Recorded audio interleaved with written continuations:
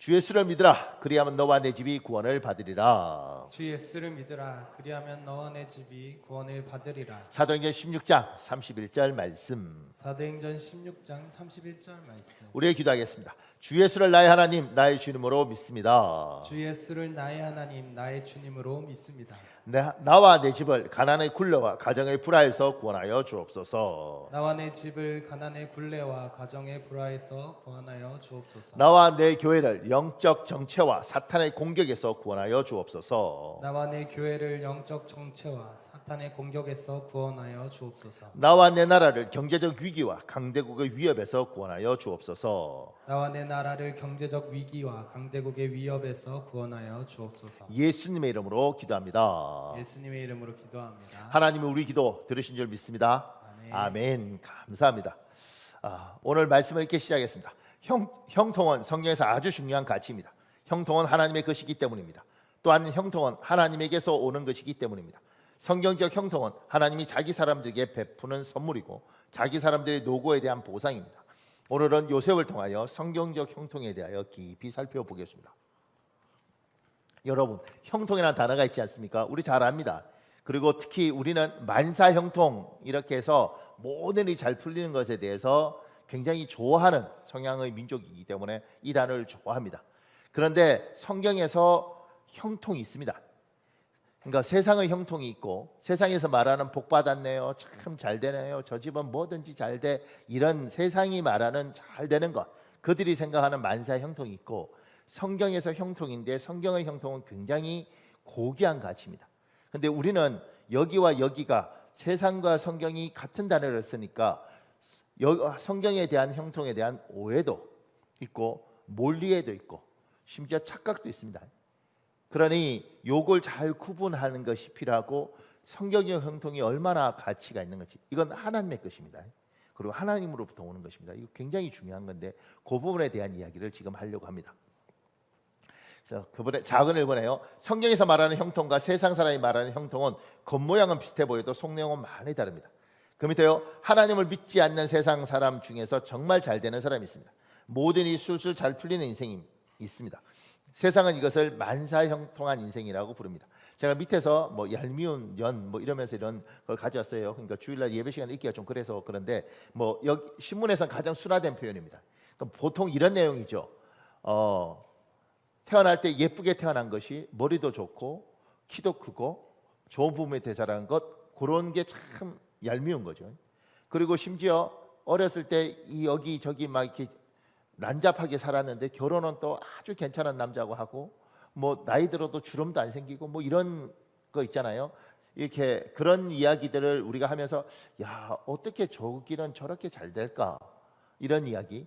근데 이런 이야기들이 좋지 않은 게 뭐냐면 이상하게 그 이야기를 들으면 우리가 힘이 나는 게 아니에요. 그 제 밑에 있게 되었습니다. 세상 사람들 사이에 회자되는 만사형통한 인생 이야기는 우리에게 용기를 주거나 삶에 힘이 되지 않습니다. 오히려 속상하게 하고 인생을 재수 없게 합니다. 세상 참 불공평하구나 하는 세상이 들게 합니다. 제가 옛날에 아이들 가르칠 때 보면 아이들이 하는 이야기들이 있죠. 선생님, 이렇게 쟤는 참 예쁘게 생겼어요. 그럼 누가 그러죠? 예쁘게 생겼다고? 아유, 예쁘게 생긴 애들은 키가 작아. 걔는 예쁘기도 한데 키도 커. 그런 애들은 공부를 못해. 예쁘기도 하고 키도 큰데 공부도 잘해. 그런 애들은 성질이 안 좋아. 근데 성격도 착하다. 뭐 이런 거 있지 않습니까? 다 갖춘 애들. 그러니까 우리가 이제 그런 사람들을 보면서 참 부럽다 이럴 수도 있는데 부러움을 넣어서 참 재수 없다, 왜 저럴까, 이런 경우가 있죠. 예를 들면 고등학교 때 배우는 소설 중에 껍비단이라는 정광용이라는 소설가가 쓴 소설이 있습니다. 그게 이제 시험에도 나오지 않습니까? 그 사람은 일본 제국지 시제, 일본 강점기 때 사람인데 머리가 좋아서 제국대학에서 의학을 공부해서 의사가 됐어요. 근데 이 사람이 일본 강점기니까 일본어에 몰입을 하고 친일파가 된 거죠. 그래서 잠꼬대도 일본어를 해야 된다, 뭐 이런 강조를 하면서, 그래서 친일파로 잘 삽니다. 너무너무 잘 사는데 이 사람이 이제 남쪽에 사는 게 아니고 북쪽에 살았는데 그러다가 해방이 되면서 소련군이 들어오죠. 소련군이 들어왔을 때 머리도 좋고 의술도 있으니까 친일파인데 잡혀서 죽게 생겼는데 감옥에서 소련군을 고쳐줍니다. 그러면서 러시아어를 배우기 시작하면서 또 승승장구합니다. 길이 잘 풀리죠. 그러다가 6.25 전쟁이 터지면서 남쪽으로 내려옵니다. 남쪽으로 내려와서 아하, 내가 미국에 붙어야겠다. 그래서 친미파가 됩니다. 딸은 미국인과 결혼시킵니다. 뭐 이렇게 하면서 일본에 붙었다가 러시아에 붙었다가 미국에 붙었다. 그런데 그 인생이 참 잘 되는 거죠. 모든 것들이. 그러면서 우리가 그걸 보면서 야, 참 만사형 동안에 부럽다. 야, 나도 저러고 싶다. 이게 아니라 참 세상 더럽네. 이게 세상이야. 어찌 이렇게 불공평해? 이렇게 우리에게 좌절감을 느끼게 하고 속상하게 하고 이렇게 만드는 것들은 형통한 것이 아니라는 겁니다.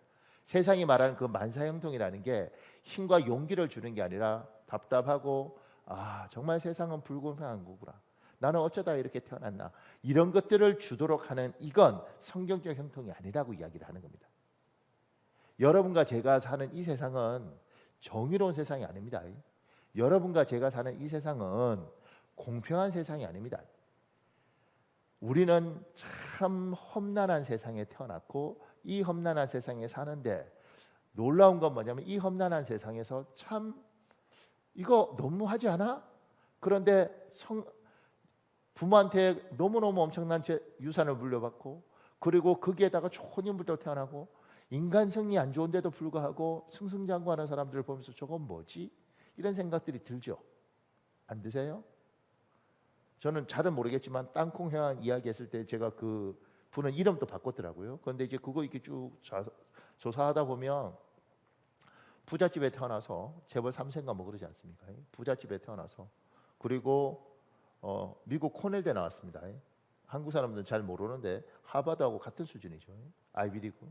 거기 나와서 나중에 대학원 MBA도 남침내 대학 남침내가 이제 서든 캘리포니아인가 뭐 거기 그죠? 서든 캘리포니아 그 미국의 난가주 대학이라고 유명한 대학이 있다고 거기 나와 MBA 나와서 그리고 비행기 땅콩 안 준다고 돌리고 뭐 이렇게 해도 잘 살잖아요. 그걸 보면서 우리가 느끼는 게 뭐냐면 좌절감이라고. 세상이 뭐 이래 이렇게. 그러니까 그런 일들을 우리는 만사형통이라 그러고 그걸 부럽다 나도 저렇게 하고 싶다. 세상 사람은 그런데 성경은 그걸 형통이라고 이야기하지 않는다는 거죠. 무슨 성경은 뭐가 형통이라고 이야기해요? 그 밑에요. 성경에 나오는 형통한 인생 이야기는 우리에게 용기를 줍니다. 삶의 힘이 됩니다. 인생에 기대가 생기고 이 불공평한 세상에서 나에게도 희망이 있다는 생각을 들게 합니다. 이삭의 경우를 보십시오. 이삭이라는 사람이 나오잖아요. 성경에. 보세요. 성경을 잘 모르는 분들을 위해서 성경은 창세기라는 책이 있고 창세기에는 1장부터 11장까지 12장부터 50장까지 이렇게 두 부로 나눠요. 12장부터 50장에는 4명이 나옵니다. 아브라함, 이삭, 야곱, 요셉 이렇게 4명이 주요 인물이 나와요. 이걸 4대 족장이라고 하는데 아브라함이 이삭을 낳고 이삭이 야곱을 낳고 야곱이 요셉을 낳습니다.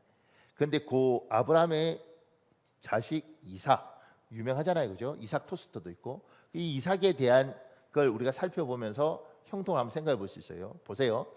이삭이 사는 가나안 땅에서 이삭의 아버지 아브라함의 위치는 일시체류자 외국인 거주자입니다. 본토백이가 아니에요. 멀리서 이주한 사람이에요.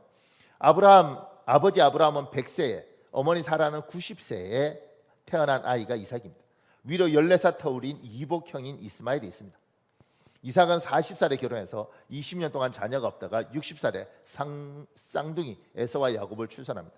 우리 창세기 26장 12절에 14절에 있습니다. 여러분 읽어볼래요? 시작. 이삭이 그 땅에서 농사하여 그 해에 100배나 얻었고 여호와께서 복을 주심으로 그 사람이 창대하고 왕성하여 마침내 거부가 되어 양과 소가 때를 이루고 종이 심이 많으므로. 그냥이 아니라 이삭이 이렇게 됐다는 겁니다. 농사를 지었는데 100배를 얻었고 그것도 거부가 되고 종도 많고 소와 양도 때를 이루고 그 이유가 하나님께 복을 주셨다는 거예요. 이삭을 여러분과 제가 그냥 할 때는 이삭이 있는가 보다 이렇게 생각하는데 가만히 생각해 보세요. 태어났는데 아버지가 이주민이에요. 토백이가 아니에요. 그게 일가 친척이 없다는 겁니다. 외롭지요. 그런데 거기서 태어났는데 아버지 나이가 몇 살은 100살이에요. 안 놀라시군요. 아버지가 고조 할아버지야. 태어나서 눈 떠봤는데 아버지가 100살이야. 엄마가 90살이에요. 엄마 이러는데 그 엄마가 힘이 없어. 그러니까 젊었을 때 아기를 낳고 뭐 이렇게 해야 된다고 그러잖아요. 그런데 그 늙어서 낳았는데 엄마 입장에서 아버지 입장이 귀하겠지만 얘 입장에서는 얼마나 괴롭겠냐고요. 그런데 그것도 엄마가 먼저 세상을 태어나 보니까 14살 많은 이복 형이 있어요. 아주 못 잡아먹어서 난리야. 어렸을 때부터 괴롭혀요. 그리고 이 사람이 그렇게 자라다가 엄마가 세상을 떠나고 40살에 결혼을 합니다. 지금도 40살에 결혼하면 조금 늦은 감이 있잖아요. 근데 그 옛날에 40살입니다. 평균 나이 50살 뭐 이럴 때. 근데 그 40살에 결혼했고 근데 아기가 없어요. 몇 년 없냐면 20년 없습니다. 우리가 가만히 보면 인생 굉장히 불쌍한 인생입니다. 서러운 인생입니다. 그 불쌍하고 서러울 때 우리가 저렇게 불쌍하고 서러운데 아이고 저러다가 죽으면 저 인생 진짜 불쌍해서 어떡하나 이러는 인생에 하나님이 찾아오셔서 그 희망 없고 절망하는 인생에 하나님이 농사를 지었는데 100배의 소실을 얻게 하시고 그러다 보니 부자도 거부도 되고 종도 듣고 양떼와 소떼도 두는 겁니다. 좋은 집안에서 대단한 집안에서 태어나서 당연하게 누리는 것이 아니라 아무것도 없는 집안에 늙고 병든 어머니 아버지 밑에 태어나서 그렇게 서럽게 살아가던 인생에 하나님께서 오셔서 100배가 있을 수 없는 100배를 만들어 주시고 부자도 되게 하시고 그리고 종들도 두게 하시고 야 저렇게 태어나도 하나님이 도우시니까 인생이 있구나. 야 참 그렇다면 나도 소망이 있나? 야 저런 인생이 잘 되는 거 보니 나도 저렇게 잘 될 수 있겠다는 생각이 드네. 이런 것들이 형통이라는 겁니다. 조금만 더요. 아직 감이 안 오시나요? 조금만 더요. 그 밑에요. 이삭의 경우를 보십시오. 이삭이 성공합니다. 종들도 있습니다. 그러나 상대적으로 다른 주인들보다 힘이 약합니다. 그래서 좋은 땅, 좋은 우물은 모두 빼앗깁니다. 그리고 그것은 좋은 땅이 귀하고 물이 귀한 곳입니다. 그런데 갈 곳이 항상 생기고 파는 곳마다 우물이 나옵니다.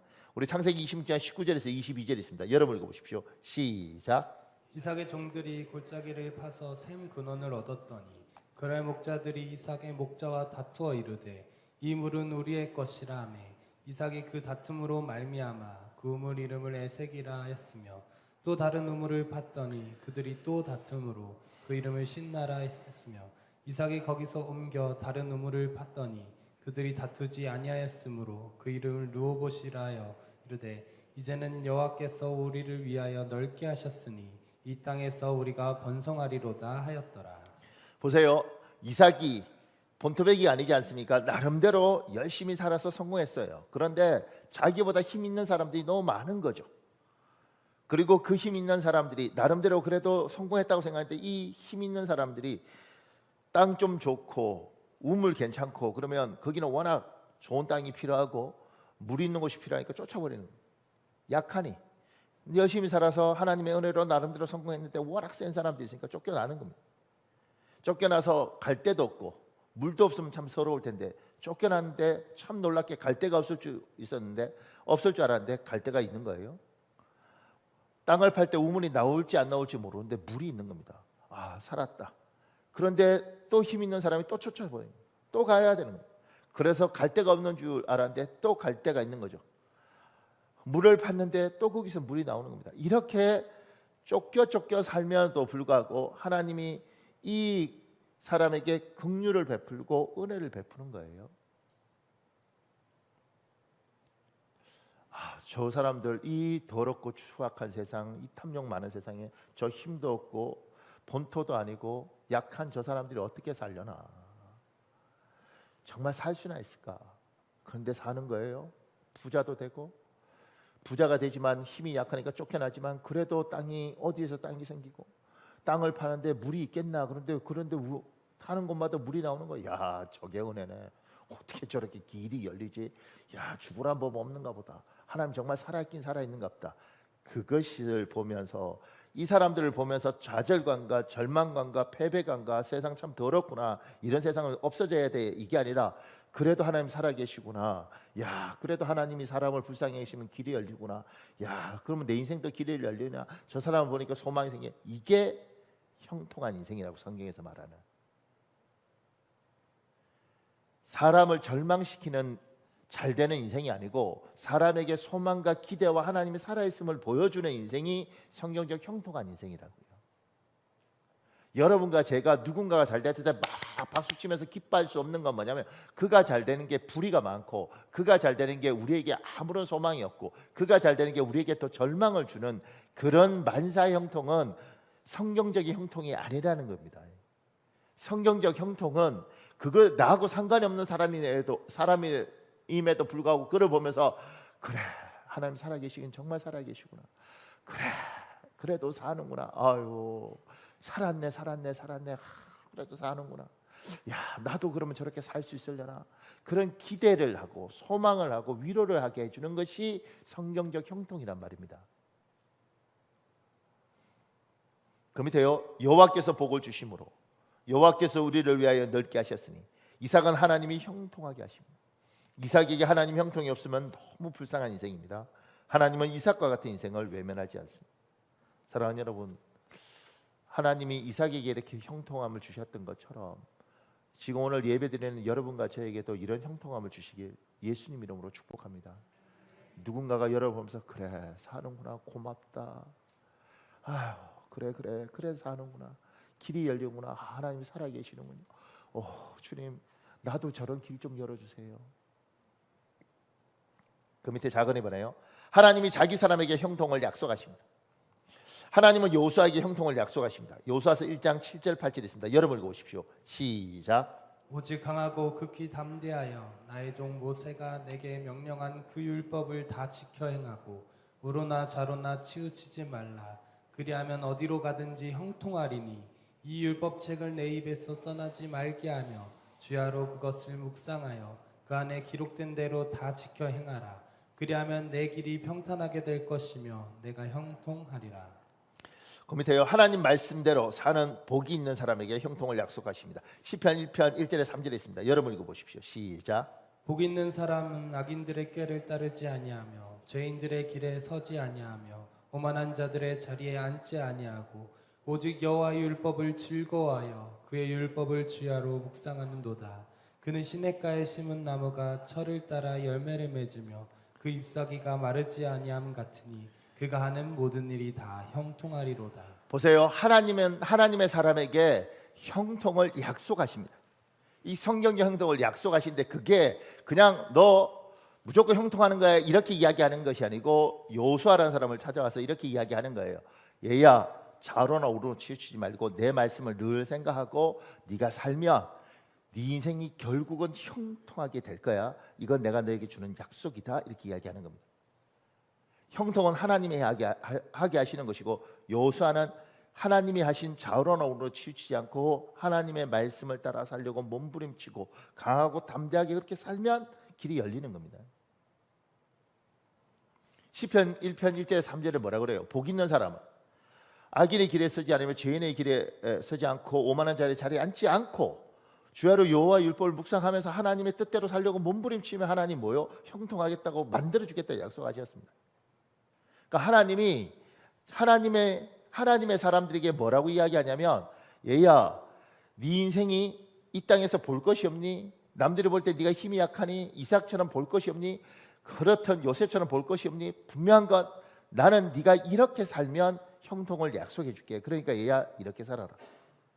그래서 우리가 하나님의 형통을 믿고 힘들어도 예배하고 이 더운 날 예배 나오기 얼마나 어려워요. 그럼에도 불구하고 들어와서 예배드리고 얼마나 어렵게 번 돈 헌금하고 때로는 봉사하고 이렇게 사는 이유가 뭐냐고요. 그래 우리 하나님께서 하나님의 방법대로 살고 하나님 뜻대로 살려고 몸부림치는 사람에게 형통을 약속하셨으니까 내가 힘들어도 이렇게 살면 하나님이 형통하게 하시겠지. 이건 하나님이 이야기하신 거예요. 모든 내 백성아 네가 이렇게 살면 반드시 내 백성은 형통할 것이다. 이렇게 이야기를 하는 거죠. 그래서 그 밑에 기록했습니다. 하나님의 사람이 이 험한 세상에 성경 말씀대로 하나님이 원하는 대로 살 때 하나님은 그 사람에게 약속을 지키십니다.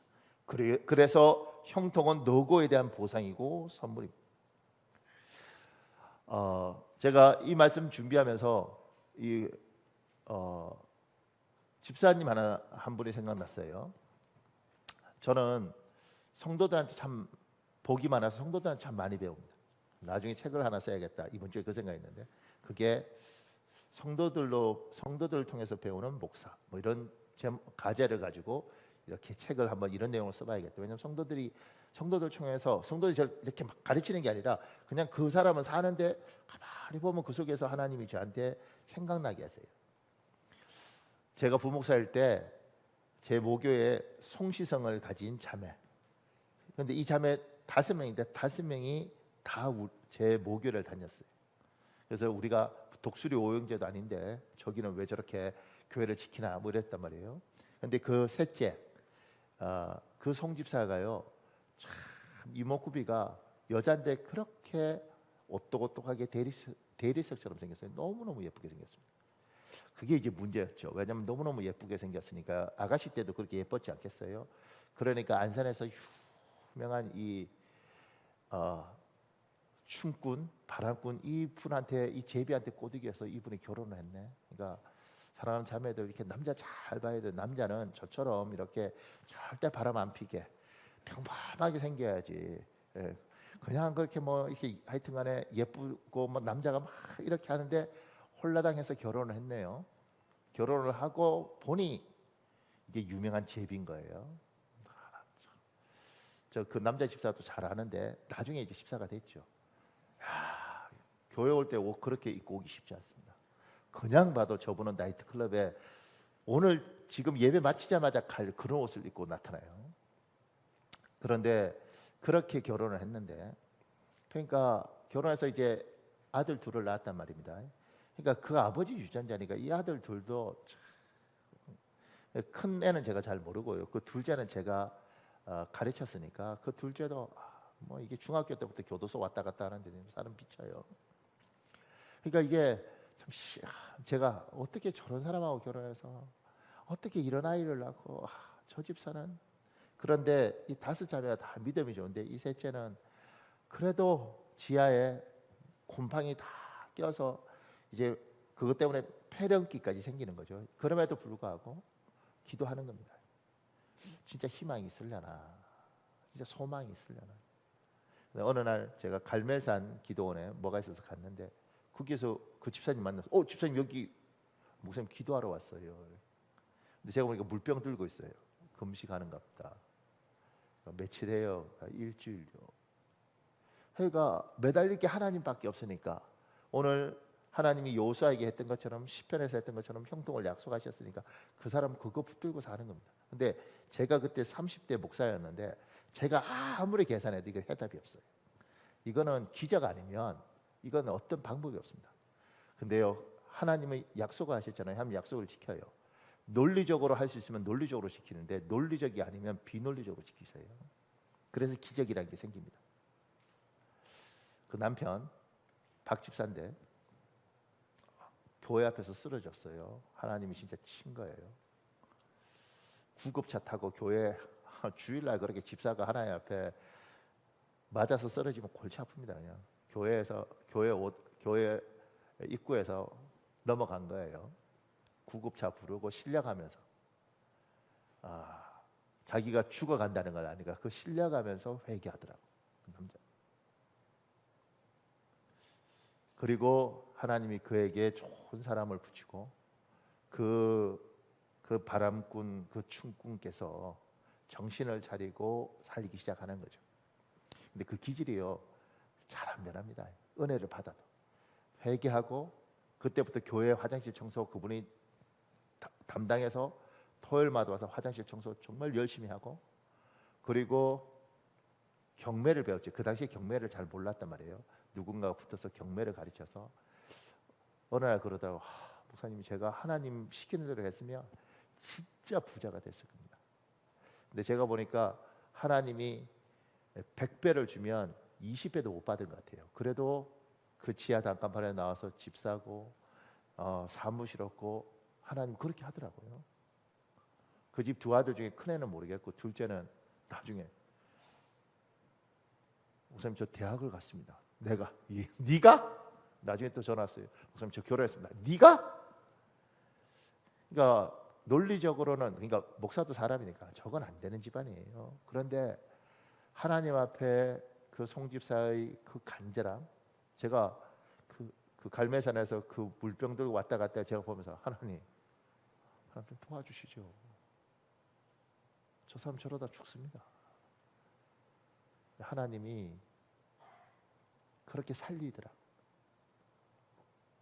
하나님은 약속하시면 지키십니다. 우리가 생각할 땐 논리적으로 해답이 없는데 기적이라는 걸 일으키더라는 거죠. 자, 보세요. 세상의 형통이 있고 성경적 형통이 있는데, 만사 형통이라고 말하는 그건 우리를 세상이 불의하고 살기 싫고 뭐 이런 더러운 세상이 있나. 근데 성경적 형통은 진짜 하나님 살아계시구나, 하나님이 도우시면 일이 되는구나, 그러면 나도 되는 거야, 저 사람은 저렇게 했는데 그래 길 열려야지 되는구나, 이걸 준다는 거예요. 그리고 하나님의 백성에게 하나님은 내 백성은 다 형통할 수 있다고 이야기하고, 그게 뭐냐면 여호수아처럼 시편 1편처럼 네가 이렇게 살면 내가 형통하게 했다고 약속을 했고, 그리고 우리는 그 말씀을 믿고 예배하고 기도하고 헌금하기로 살았어요. 근데 문제는 다 형통한가? 여기 질문이 생기는 거죠. 그렇게 예수 믿는 사람들이 많은데, 잘된 사람도 많죠. 근데 우리 다 형통한가? 왜 하나님 약속을 안 지키는가? 나는 헌금하고 기도하고 충성하는데 왜 안 지키시는가? 내가 몸이 아파도 난 예배당에 오는데 왜 예배 안 다니는 쟤는 길을 열어주시는 것 같은데 예배 죽도록 오는 나는 여전히 고생하는가? 이 질문을 우리가 하죠. 제가 3번에요. 하나님의 형통이 요셉에게 어떻게 이루어진지 살펴보겠습니다. 여러분, 하나님이 형통을 약속했으면 형통을 해요. 근데 그걸 잘 따라가야 되는 겁니다. 무조건 내가 약속했으니까 돼, 네가 어떻게 살든, 그게 아니라 하나님의 인도함이 있고 그 인도를 따라가는 겁니다. 양이 목자의 인도를 따라가는 겁니다. 목자가 뭐다 필요 없고 내가 알아서 간다가 아니라 목자를 잘 따라가는 겁니다. 여러분 믿으십시오. 하나님은 우리 교회에, 이건 그냥 여러분 듣기 좋으라고 하는 소리가 아니고요, 하나님은 우리 교회에 형통함을 주실 생각이 있습니다. 여러분에게 형통함을 주실 생각이 있습니다. 그리고 이건 여러분만 아니라 저에게도, 지금 이 설교도 저도 설교하면서 제가 들어요. 제가 말씀을 준비했음에도 불구하고 기도하고 준비하고, 저도 하나님이 저한테도 이야기하시는 거예요. 박 목사, 내가 너에게 형통하게 해줄 생각이 있다. 그럼 하면 되지. 네가 할 일이 있다는 거죠. 네가 할 일이. 우리 교인들한테 하나님이 형통하게 할 생각이 있어요. 그리고 하나님의 백성에게 그렇게 할 생각이 있어요. 근데 특히 우리 교회는 이런 흐름이 있어서 하나님이 주고 싶은 게 있는 거죠. 따라가야 돼요. 따라가는 거. 보세요. 그 밑에요. 혹여 성경을 모르는 사람을 위해서 요셉에 대한 잠깐 설명. 제가 아까 전에 창세기 이야기하면서 4명, 아브라함, 이삭, 야곱, 요셉 이렇게 이야기했어요. 야곱에게 12아들이 있는 겁니다. 11번째가 요셉입니다. 이 요셉에게 어떤 일이 있냐면 17살 때 요셉이 형들이 시기하고 질투해서 노예로 팔려갑니다. 어디로 팔려가냐면 이집트로 팔려갑니다. 이집트에 팔려갔는데, 팔려간 집이 임금 이집트 왕 바로를 보위하는 근위대장 집이에요. 거기에 노예로 팔려갔는데 똘똘하고 너무 잘하니까 사무장을 맡겼습니다. 일 처리를 잘하고 인정을 받았습니다. 인생이 잘 되는 것 같았습니다. 그런데 너무 예쁘게 생기고 이러니까 이 보디발의 아내가 자꾸 추근대는 거죠. 그래서 그 추근대는 걸 거절합니다. 나는 성적으로 죄를 짓지 않겠다. 그렇게 거절했을 때 여기가 누명을 씌우죠. 남편에게 저 사람이 나를 성폭행하려고 그랬다. 그래서 여기가 그 누명을 쓰고 차로 왔는데 그 시위대장 집 안에 감옥이 있는데 그 감옥으로 들어가서 죄수가 됩니다. 근데 이 감옥은 정치범 수용소인 거예요. 그래서 거기서 있는데 그 간수가 너무너무 똘똘하고 괜찮아 보니까 이 일을 맡겼죠. 일을 맡겨서 일을 잘 해가는데 그때 그 감옥에 있던 술 맡은 관원, 떡 굽는 관원, 그러니까 음식을 관리하는 관원들이죠. 그 사람들이 유배와 있었습니다. 둘이가 꿈을 꾸고 그 꿈에 대해서 고민할 때 꿈풀이를 해줘요. 근데 그 꿈풀이대로 떡 맡은 관원은 죽고 사형당하고 이 술 맡은 관원은 회복이 됩니다. 그래서 왕에게 가서 술을 다시 따르게 되는 거죠. 그때 요셉이 이야기합니다. 그때 한마디만 해달라.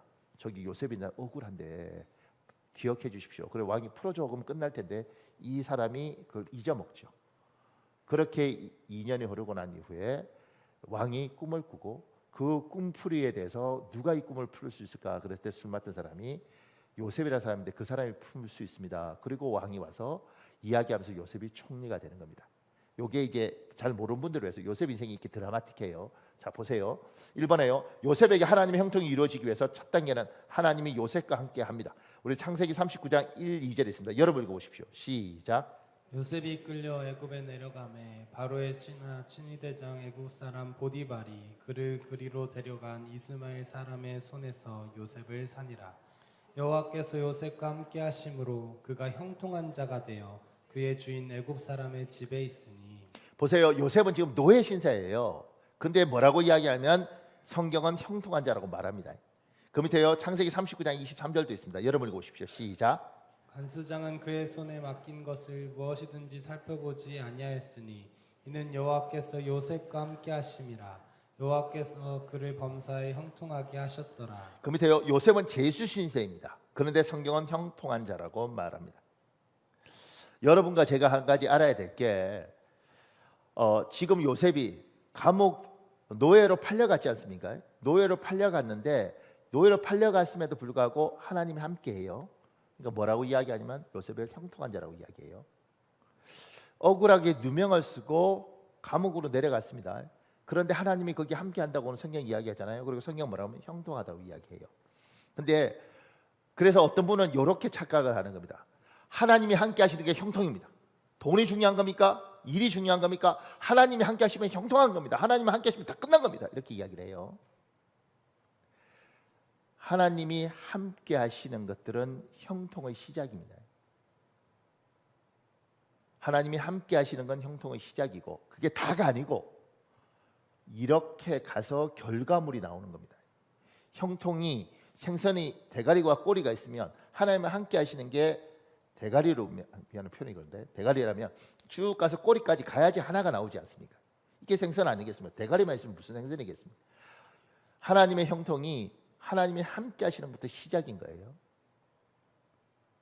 이게 다가 아니란 말입니다. 그런데 어떤 분들은 그러죠. 자꾸 하나님이 함께하는 게 형통입니다. 다른 거 다 필요 없습니다. 우리 하나님 한 분만 있으면 됩니다. 맞는 말이에요. 맞는 말이에요. 그런데 그걸 오해하는 거죠. 중요한 건 하나님 한 분이죠. 그런데 그걸로 형통이 아니에요. 다 끝난 게 아니란 말입니다. 시작이란 말입니다.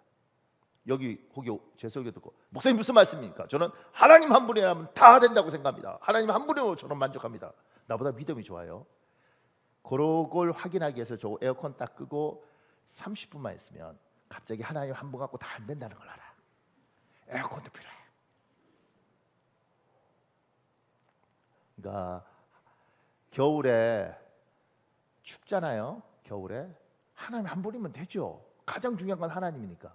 근데 보일러 꺼지고 냉방에서 막 떨면 하나님 한 분으로 되는데 뭔가 서럽고 이건 아닌 것 같아. 인간에 대한 이해력이 떨어져서 그런 겁니다. 머릿속에 신앙생활을 하면 그렇습니다.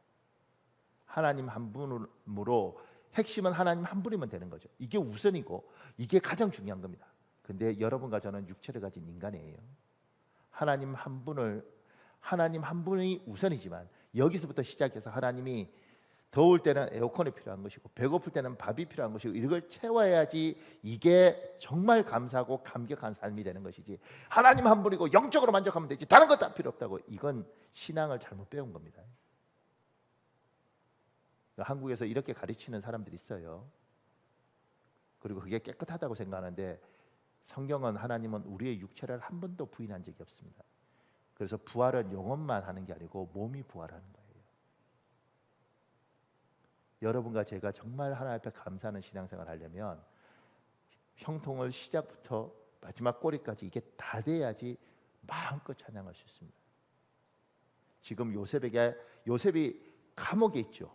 요셉이 노예 신세예요. 너무 억울하고 원통하지. 노예가 뭐가 좋겠냐고요. 노예가 어떻게 형통하겠냐고요. 죄수가 어떻게 형통하겠냐고.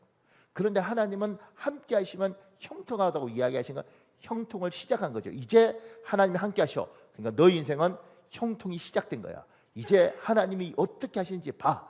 잘 따라가면 형통이 이루어지는 거야. 그것을 결과물로 볼 수 있는 거야. 이렇게 이야기하는 겁니다. 그래서 밑에 이게 적었습니다. 나의 태생적 상태나 현재 상황 또는 나의 건강 상태 등에 속지 마십시오. 하나님이 나와 함께 하시면 이미 나의 삶의 형통이 시작된 것입니다. 목사님이 저는 태어날 때부터 키가 너무 작게 태어나서 그럼에도 불구하고 하나님이 함께 하시면 형통이 시작된 겁니다. 나는 머리가 나쁘게 태어났고 저는 성격이 그러든 말든 당신이 어떤 환경이든 어떤 상황이든 하나님이 함께 하시면 형통한 인생을 하나님이 시작하신 겁니다. 근데 그거 갖고 다 끝난 게 아니라는 거예요. 조금만 더요. 그럼 이번에요. 요셉에게 하나님의 형통이 이루어지기 위해선 다음 단계는 돕는 사람들이 요셉에게 나타납니다. 우리 창세기 39장 4절에 있습니다. 여러분 읽으십시오. 시작. 요셉이 그의 주인에게 은혜를 입어 섬김에 그가 요셉을 가정총무로 삼고 자기의 소유를 다 그의 손에 위탁하니. 창세기 39장 22절에서 23절도 있습니다. 여러분 읽으십시오. 시작. 간수장이 옥중 제수를 다 요셉의 손에 맡김으로 그 제단 시분을 요셉이 처리하고 간수장은 그의 손에 맡긴 것을 무엇이든지 살펴보지 아니하였으니. 요셉은 노예 신세입니다. 제수 신세입니다. 그런데 돕는 자들이 나타납니다. 그들이 요셉을 끌어 요셉이 생각지도 않은 좋은 자리로 이끌어줍니다. 사랑하는 여러분, 하나님이 함께 하시잖아요. 그리고 하나님이 형통을 시작하면 하나님은 이 사람에게 어떻게 하냐면 좋은 사람을 만나게 합니다. 그래서 같이 이야기하는데 그 사람이 하는 좋은 이야기가 귀에 들립니다. 생각을 바꿀 수 있도록 하시고 또 누군가를 만나게 하셔서 나는 생각지 않았는데 하나님이 길을 소개하고 길을 이끌어내십니다. 그래서 형통한 인생으로 만들어가는 거예요.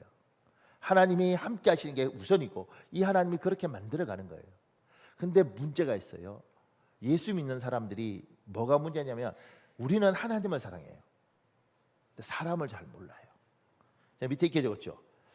하나님이 사람을 통해서 일하시는데 그런데 하나님을 믿는 사람들이 의외로 대인관계에 미숙한 사람이 많습니다.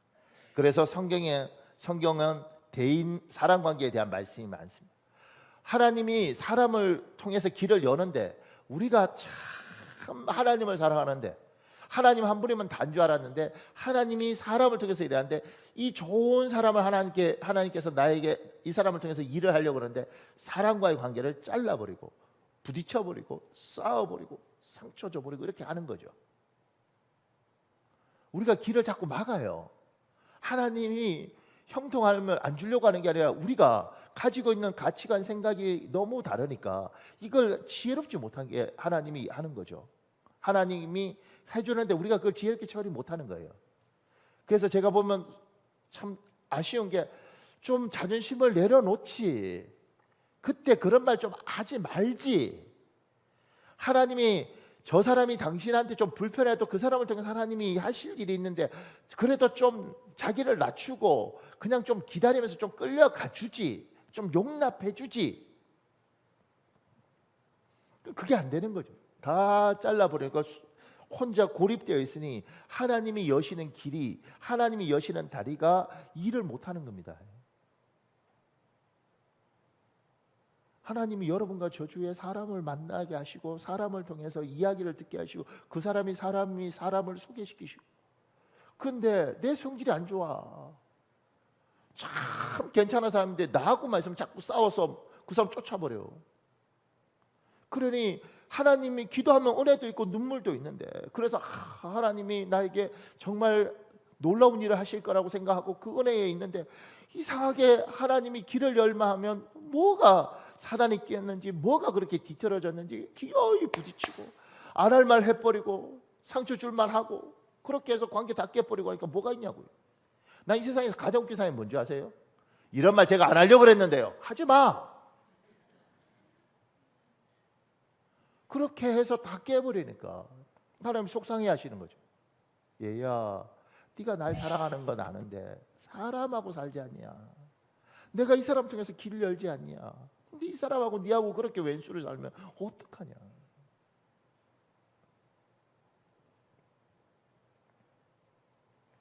오늘 1부 2부 때 이렇게 막 이렇게 하니까 누가 그러더라고. 자꾸 설교 시간에 그렇게 화내지 마세요. 내가 화를 내나. 속이 상해 속이. 그 밑에 로마서는 여러분 읽어보시고요. 그 다음에 동그라미 3번에요. 요셉에게 하나님의 형통이 이루어지기 위해서는 그 다음 단계는 유혹을 이겨야 합니다. 우리 창세기 39장 6절 9절에 있습니다. 여러분 읽어보십시오. 창세기 39장 6절 9절 시작. 요셉은 용모가 빼어나고 아름다웠더라. 그 후에 그의 주인의 아내가 요셉에게 눈짓하다가 동침하기를 청하니 요셉이 거절하며 주인이 아무것도 내게 금하지 아니하였어도 금한 것은 당신뿐이니 당신은 그의 아내임이라.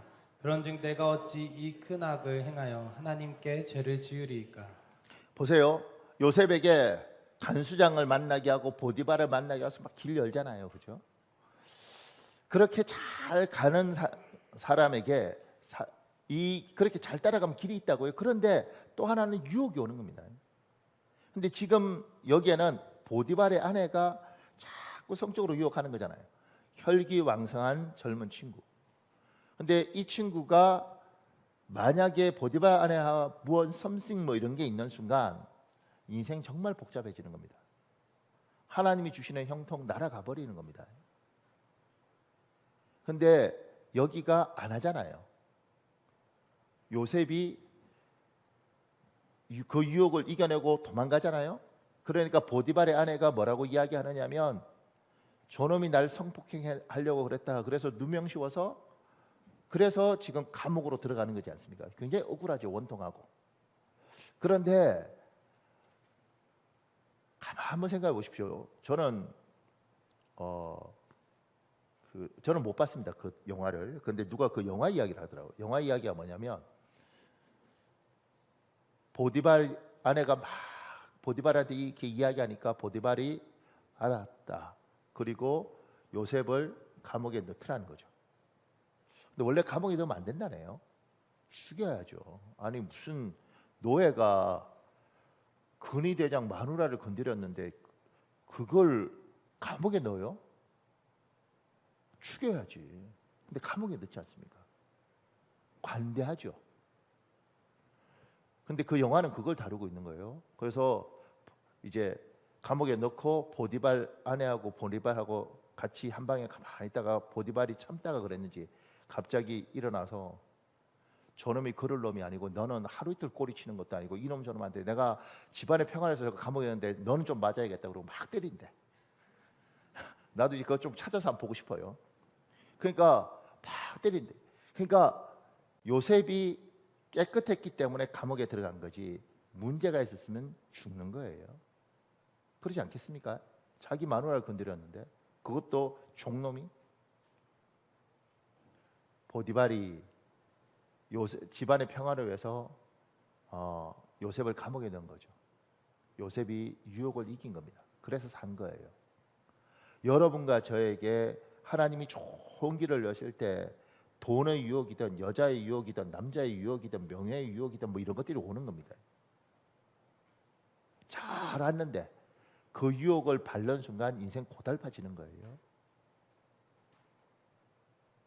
하나님이 좋은 걸 주겠다고 형통한 인생을 위해서 함께 하시고 사람 붙이시고 길 막 이끌어 가는데 우리가 부족한 사람이니까 누가 자꾸 부딪혀 주면 이렇게 부채질하면 이렇게 되고 나도 모르게 교만해지니까 할 말 안 할 말 떠들어대기 시작하고 누가 뭐라 그러면 사람한테 교만한 짓 하고 그러면서 하나님 주신 복이 날아가는 겁니다. 주님이 형통을 쫙 이끌어갈 때 겸손하게 자기를 낮추고 말수를 줄이고 무슨 일들을 할 때마다 더 그래 하나님이 나에게 좋은 걸 주시는데 내가 더 조심하게 해서 가야지. 그리고 길을 가야 되는 거예요. 유혹은 여러분 끊임없이 있습니다.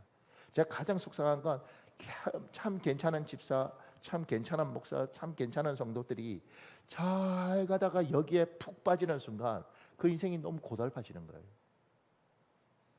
그만큼 기도하고 애쓰고 왔잖아. 그만큼 노력했잖아. 그래서 좀 더 참고 좀 더 잘 참았으면 정말 좋은 게 있을 텐데 왜 거기에서 헛디뎌서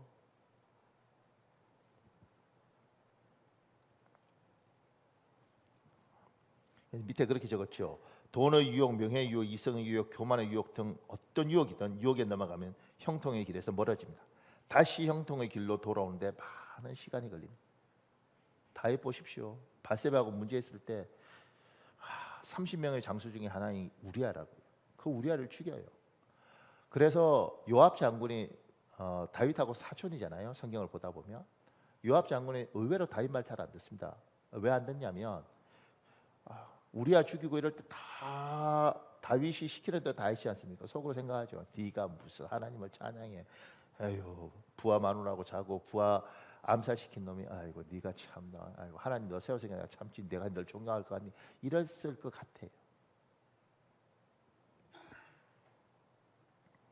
그 밑에요, 4번에요. 요셉에게 하나님의 형통이 이루어지기 위해서 마지막 단계는 기다림입니다. 희망을 소유한 인내입니다. 요셉은 억울하게 감옥에 들어왔지만 억울해하거나 좌절하여 망가지지 않습니다. 오히려 성실하게 감옥 속에서 의무를 다합니다. 하나님에 대한 기대가 있는 사람이 하는 행위입니다. 보세요, 요셉이 누명 썼지 않습니까? 그리고 감옥에 갔습니다. 참 노예 생활도 힘들었는데 이제 죄수 생활을 해야 돼요. 그때 요셉이 이럴 수 있지 않습니까? 하나님, 나 망가질 겁니다. 이제 나한테 뭐라고 좀, 내가 얼마나 열심히 살았는데 내 인생 억울하고 원통하고 하나님 안 도와주셨죠. 내 누명 쓸 때 하나님 안 봐주셨죠. 나 삐뚤어질 겁니다. 나 건드리지 마세요. 이럴 수도 있는 거죠. 정당성이 있지 않습니까? 억울하지 않습니까? 근데 이 사람 그러지 않아요. 왜 그러지 않느냐면 하나님을 신뢰하는 거죠. 하나님의 반드시 하나님이 뭔가 하실 것이다. 그래서 창세기 40장 14절 21절 23절 있습니다. 여러분 읽어보십시오. 시작. 당신이 잘 되시거든 나를 생각하고 내게 은혜를 베풀어서 내 사정을 바로에게 아뢰어 이 집에서 나를 건져내소서. 바로의 술 맡은 관원장은 전직을 회복하매 그가 자네 바로의 손에 받들어 드렸고 술 맡은 관원장이 요셉을 기억하지 못하고 그를 잊었더라. 그 밑에요. 누명 벗을 기회가 좌절되었을 때에도 요셉은 낭망하지 않습니다. 하나님과 총관계를 유지합니다.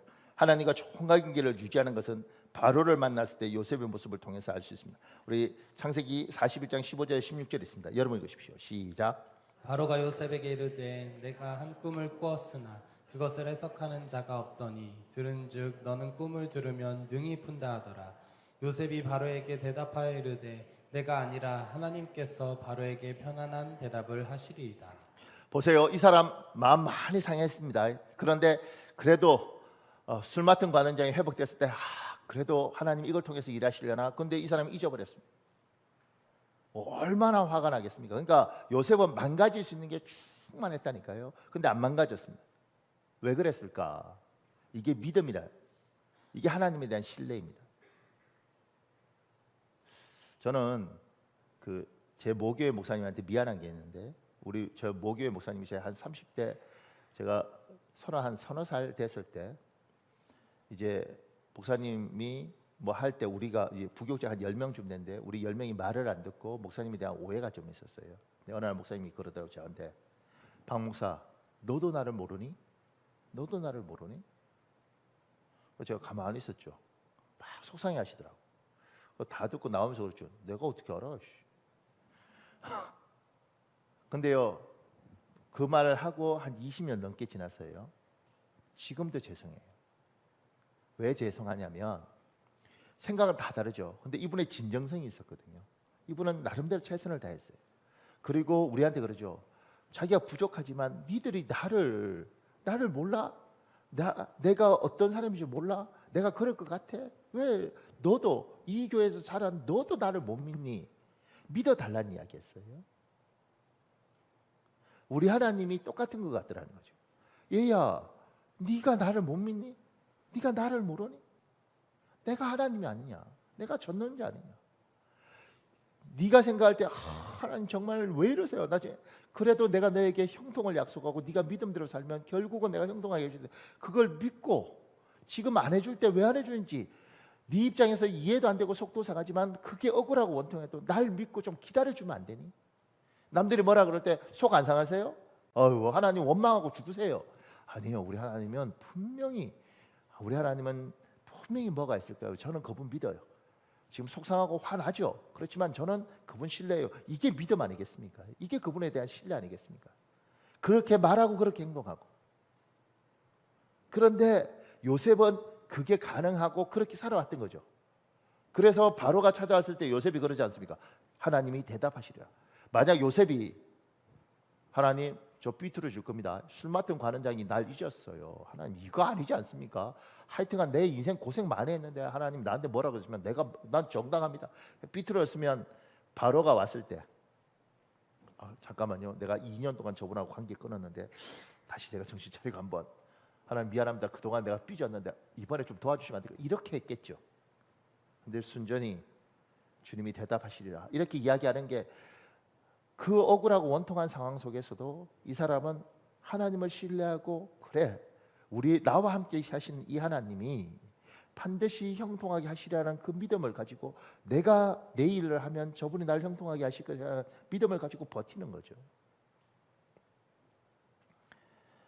하나님이 여러분과 제가 때로는 목사님 예배 하는 것도 힘들고 지치고 뭐 기도 하나 안 하나 다 똑같은데 그렇게 이야기할 때 저는 목사로서 그 사람 말에 일리가 있어요. 그래 지치겠다.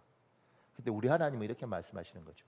얘야 내가 나의 하나밖에 없는 성자 예수 그리스도 독생자 예수를 너를 위하여 십자가에 못 박았어. 아들을 죽여가면서까지도 내가 너를 내 백성으로 삼았어. 그러면 내가 너를 버리겠니? 내가 너를 배신하겠니? 내가 약속을 안 지키겠니? 너는 안 지켜도 나는 지킨다.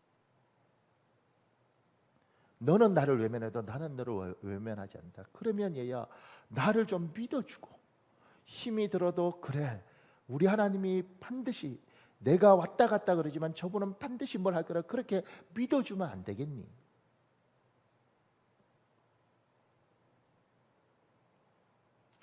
그 밑에 5번에요. 요셉이 감옥에 제수해서 이집트 총리가 되는 자리 이동은 순간입니다.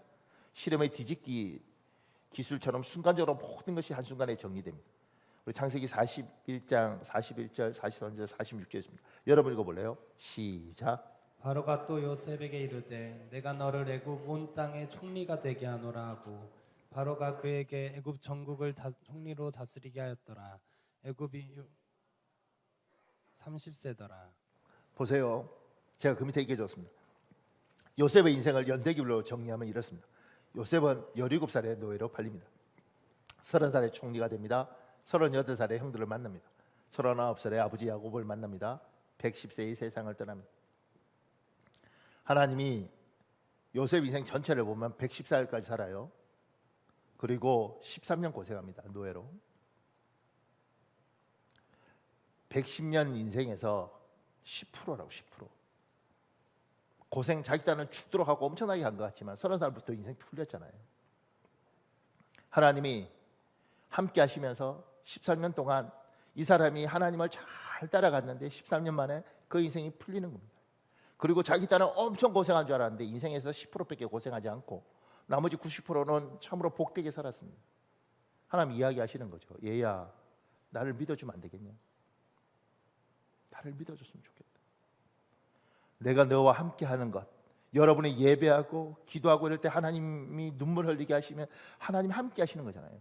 형통을 시작하셨단 말입니다. 그러면 오늘 말씀대로 요셉처럼 결국 하나님 약속을 지킬 텐데 대인관계를 잘 해가면서 하나님이 붙이는 사람들하고 관계를 깨지 않고 그들을 통해서 하나님 길을 열 때 잘 따라가고, 그리고 사람의 노예가 되지 않고 하나님을 바라보면서 하나님의 사람들을 만나고, 그리고 하나님께서 때마다 우리에게 복을 줄 때 유혹들이 있는데 그 유혹을 잘 이기고, 때로는 내 마음이 낙심되더라도 저분을 끝까지 믿어드리면서 하나님을 신뢰하고 가면 하나님께서 반전이라는 게 놀랍지 않습니까? 30살까지 그렇게 고생하는 게 한순간에 그 죄수의 감옥에서 총리가 되는 건 말도 되지 않는 거잖아요. 근데 우리 하나님 그렇게 한다니까요. 제가 조금 전에 말했던 그 우리 송 집사님 이야기처럼 그 남편 박 씨거든요. 근데 그 박 집사를 하나님이 교회 입구에서 쓰러뜨려 가면서 사람 만드는 거, 제가 그분한테 직접 들었습니다. 목사님 앰뷸런스 실려가면서 내가 이대로 죽으면 지옥 가는구나. 하나님 살려주세요. 하나님 잘못했습니다. 내가 다시는 바람도 안 피고 내가 딴짓 안 하겠습니다. 하나님 살려주세요. 그렇게 기도했다는 겁니다. 하나님이 자기 백성에게 약속을 하셨어요. 약속 지키십니다. 여러분과 제가 오늘 요셉이 했던 것처럼 그렇게 잘 따라가시면 결국 여러분의 인생에 형통함이 있습니다. 저도 똑같습니다. 이 설교를 준비하면서 제가 설교하면서 저도 듣습니다. 그래요 하나님, 박 목사 네가 잘 따라왔고 예배 때마다 내가 너와 함께 하지 않냐? 그러면 얘야 형통을 내가 너에게 시작했는데, 그러면 잘 따라오면 네가 저 유혹들을 이기고 네가 이 인간의 관계들을 깨버리지 않고 너의 오만함으로 그렇게 하지 않고 잘 하고 힘들어도 네가 원하는 대로 안 돼도 낙심하지 않고 하나님에 대한 기대를 가지고 그 아들도 주셨는데 뭘 갖다 안 주시겠는가? 그렇게 예약하면 결국 어느 순간인가 내가 다 이루면서 네 인생의 형통을 시작하신 이가 마무리를 하는 걸 보지 않겠냐? 사랑하는 여러분, 우리 한 7, 8분 기도할 텐데요.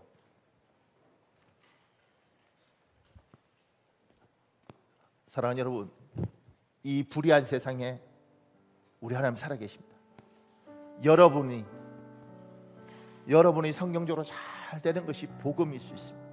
여러분을 통해서 누군가는 하나님 살아계심을 보고 위로함을 받을 수 있습니다. 하나님이 여러분에게 은혜 주시면 형통을 시작하셨습니다. 잘 따라가십시오. 교만하지 말고, 오만하지 말고, 인간과 부딪히지 말고, 할 말 못할 말 다 해버리지 말고 하나님이 인도하는 대로 잘 따라가십시오. 결국 하나님이 당신의 눈에 눈물을 닦으시고 약속하셨던 그 약속을 이루고, 이 시간에 주여 한번 간절히 부르시고 우리 기도하겠습니다.